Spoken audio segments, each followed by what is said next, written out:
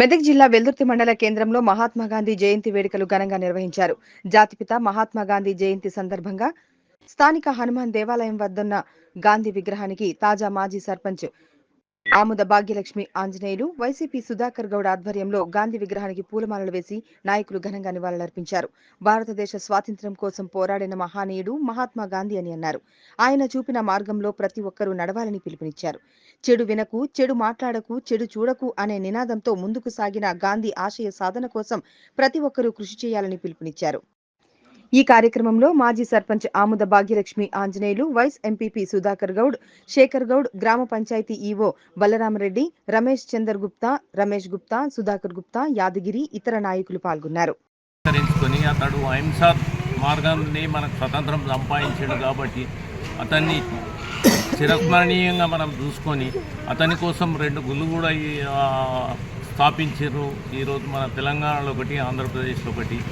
అతడు మనకెంతో మేలు చేసి అహింస లేకుండా స్వతంత్రాన్ని తెచ్చి సంపాదించి ఇచ్చి మన యొక్క స్వతంత్ర హక్కులను కాపాడినందుకు అతనికి ధన్యవాదాలు తెలుపుతూ ఈ గాంధీ జయంతి పురస్కరించుకొని అతనికి నివాళులు అర్పించిన వెల్దుర్తి గ్రామ ప్రజలు మేమందరం కలిసి చేసినందుకు అతనికి కృతజ్ఞత ఎప్పటికీ మా పైన, మా గ్రామ ప్రజల పైన ఉండగాలని మేము కోరుకుంటున్నాము.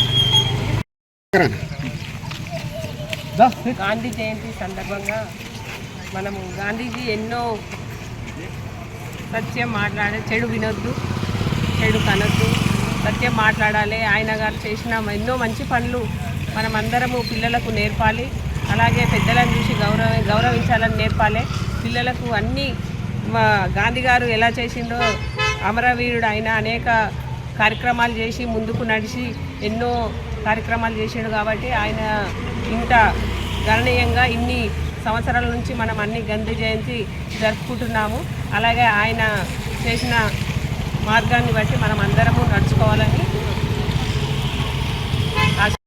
ఈరోజు అక్టోబర్ 2 తారీఖు గాంధీ జయంతి సందర్భంగా వెల్దుర్తి గ్రామంలో మరియు ఘనంగా అతనికి నివాళులు అర్పించడం జరిగింది.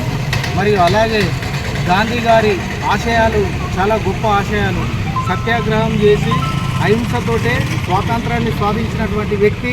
మరి ఏ ఒక్కరు కూడా ప్రాణాలు వదలకుండానే మనం సత్యాగ్రహంతో మనం స్వాతంత్రాన్ని సాధించాలని చెప్పేసి మరి భావి తరాలకు ఎన్నో దిక్సూచిగా ఉండి మరి ముందుండి భారతదేశ స్వతంత్ర పోరాటంలో ముందుండి స్వాతంత్రం కొరకు ఎన్నో పోరాటాలు చేసి జైలుకు పోయి ఎన్నో త్యాగాలు చేసి మరియు తుదకు మనకు స్వాతంత్రం లభించింది.